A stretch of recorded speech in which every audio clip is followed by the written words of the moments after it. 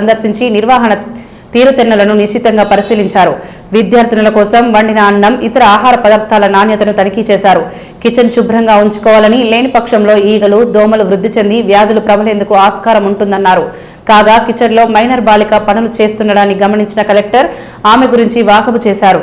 తన పెద్దమ్మతో కలిసి గత కొన్ని రోజులుగా కిచెన్లో వంట పనుల్లో సహాయం చేస్తున్నానని సదరు బాలిక కలెక్టర్కు తెలిపారు. దీంతో కలెక్టర్ కళాశాల నిర్వాహకులపై తీవ్ర ఆగ్రహం వ్యక్తం చేశారు.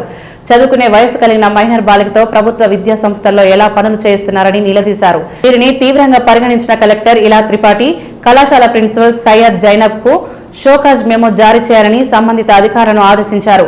చక్కగా చదువుకోవాలని, ప్రభుత్వ పరంగా అన్ని వసతులు కల్పిస్తామని బాలికకు కలెక్టర్ భరోసా కల్పించారు. బాలికను సమీపంలోని పాఠశాలలో చేర్పించి ఉచిత విద్య వసతి అమలయ్యేలా చూడాలని సిడిపిఓ ఎంఈఓలను ఆదేశించారు. అనంతరం కలెక్టర్ డిగ్రీ విద్యార్థులకు కొద్దిసేపు వివిధ అంశాలపై బోధన చేశారు. చక్కగా చదువుకొని ఉన్నత విద్యను పూర్తి చేసుకుంటే ఉజ్వల భవిష్యత్తు ఉంటుందని సూచించారు. ఎన్ని ఇబ్బందులు వచ్చినా ఈ దశలో చదువును ఆపకూడదని మార్గనిర్దేశం చేశారు.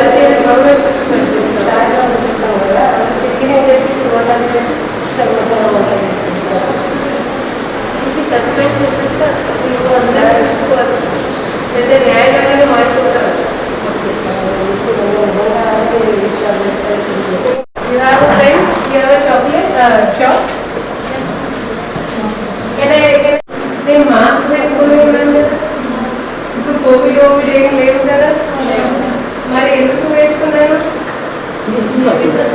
ఇన్ఫెక్షన్ అంటే 2